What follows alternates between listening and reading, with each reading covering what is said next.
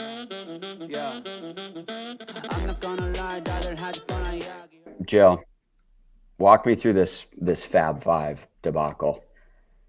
What do you guys know? What have I you don't know a heard? lot. I haven't been following it. I only started looking into it once you mentioned it.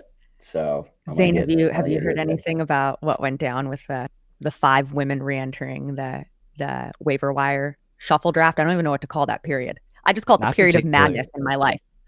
but we'll argue about this. I don't think you should have been let back in MLP. Not you just like me or personally. just me or the other girls too. Not you personally. No. But we'll talk about that. This is nothing. I don't think you did anything wrong. But Okay, you guys, I've been a part of a lot of MLP madness. I was CEO of Duper, and I was chief of staff at Major League Pickleball, one of the earliest employees there. Been a part of a failed merger, and then witnessed a completed merger as a pro player. Like, I've seen a lot, and that 24 hours of the waiver wire was nuts. Like, mind game, mental madness. So the Fab Five, which is Megan, Fudge, Yana Newell, Susanna Barr, Bobby Oshiro, and myself, re-entered. But did we re-enter something? There wasn't a draft. Like, there wasn't an application process. So it was more like whispers of coming back in. It was free agency, or so we all thought. But at the same time, if you say no to a team that calls your name during the waiver wire, you are not allowed to say yes to another team. So began this crazy 24-hour period of trying to convince some owners not to say your name while speaking to other owners who are offering you cash, like $50,000 to come back in. Like, these were amazing offers to come back in and play. So the night before the waiver wire for Challenger commenced, we were all set. I knew where I was going to play. Megan knew she was going to go to Chicago Slice. Bobby knew she was going to Miami. Everything was set. And then MLP or UPA execs text the team owners, under no circumstances will you pay these girls $1. So what do they want to happen instead? What's the alternative? That we play for the prorated, like $10,000 expense reimbursement amount. so this $50,000 that was somewhat agreed to by some of these agents was outside of that. That's going from the pocket of the team to the player and not through the hands of Major League Pickleball. It's a side deal. Well, MLP wants to process the payment, but yes, Right. the funds would have went from the team to MLP, and then MLP would have processed the payment. Interesting. And MLP said, we're not going to process that payment. Will not, under any circumstances. They're just going to Yeah. get their like prorated expense reimbursement. I kind of agree with that. Zane, now we have something to really, really argue about. Let's argue. I'm ready. So I don't think you guys should have been allowed to play. Okay. Because, why should we not have been allowed to play? yeah, so it made a huge advantage. So you guys are all probably, like, you could make the argument that Megan, Susanna, you would have been in the talking for Premier, right? Like, you guys are all very well could have been picked in that Premier draft. If not, you would have been almost undoubtedly first round challenger picks, right? Mm-hmm. And so with teams that are towards the bottom of the standings, they are now, like, if you're looking at Chicago now has Megan Fudge, who they probably would have picked first overall in the challenger draft if she was available. So they have the first overall pick or second overall pick in Jack.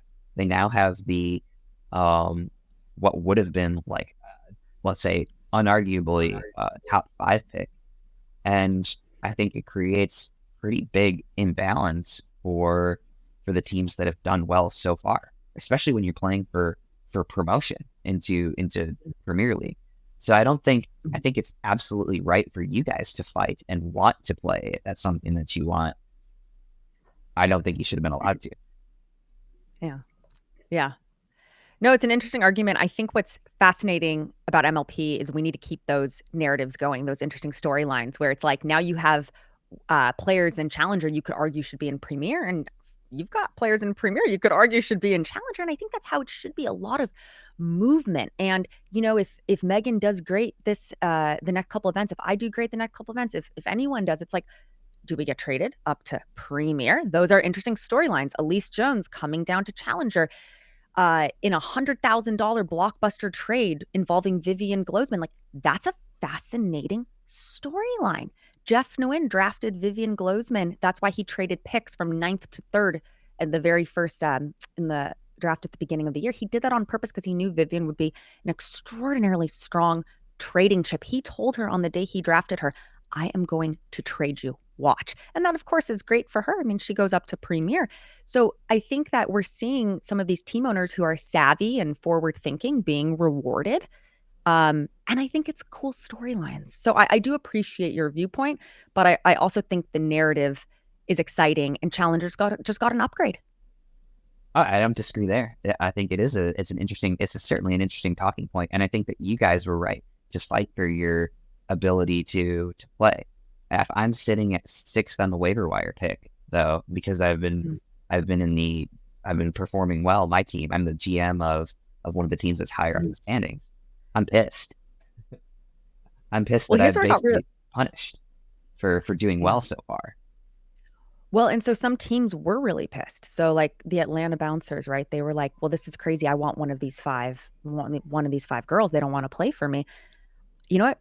I'm just going to call Bobby Oshiro's name. And my agent says to them, like, don't do that. That's really dumb. She's going to say no to you. Don't do that. She wants to play for Miami. And they're like, we don't care. We're going to do it. And so then Miami finds out and goes, we're going to call Jill Braverman's name. And my agent goes, don't do that. That's really dumb. She's not going to play for you. And he goes, yeah, but then we'll just remove a piece from the board because Atlanta's screwing us with Bobby. So it was like, then Jeff at the last second from Bay Area Breakers trades picks to make sure that didn't happen. So it was just like a lot of mind games at the very last second. Can you take us through this? So so the number 1 pick went to, it was Black Bears, right? Black Bears, right? It was Black Bears. They took Susanna. Which is interesting because Richie called me the day before the waiver wire and goes, so would you play for the Black Bears? And I'm like, well, Richie, no, now that it's for free, like, no, I'm not playing for any team for free. Because I really didn't want to go to the Black Bears. So it's like, I had to come up with some like talking points too, Mm-hmm. So which teams did you ended up on the Aces? Is that right? Bay Area Breakers. Oh, sorry. You're on the Breakers, who gutted their whole team, basically. 3rd in the standings, gut the team. Yeah. So did you end up on the team that you wanted? Yes. And how and that's the thing. All these women were jockeying the whole 24-hour period to end up where they wanted to end up.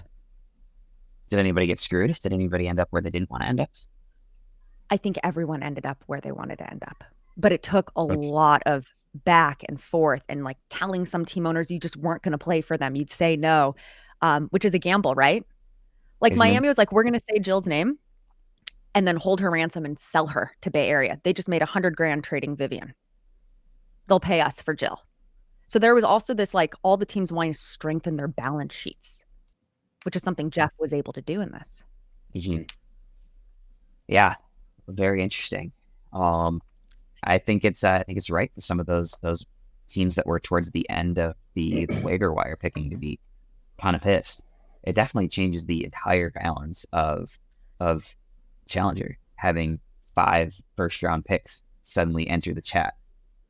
OluKai, a Hawaiian-inspired lifestyle brand best known for their insanely comfortable sandals. Pickleball shoes that are actually for pickleball. The Anau is designed specifically for pickleball with a focus on airy breathability, lateral stability, multi-directional traction, and comfort both on and off the court. They feature a non-marking sole for indoor and outdoor pickleball courts with a design inspired by cauliflower coral that is found throughout Hawaii's ocean waters. The purchase of every OluKai product gives back to Hawaiian nonprofits. Visit the link in the description and try a pair for yourself. They kind of came out of nowhere in the pickleball scene. I started seeing them all over Instagram, and the stuff looks pretty cool. Like, it's some coralish color, like they mentioned, cauliflower coral. It's pretty cool stuff. Yeah, I think the navy shoes are pretty cool. There's not many pickleball shoes I'd actually wear. These ones are actually pretty stylish. Yeah. I'm not gonna lie, rather had fun.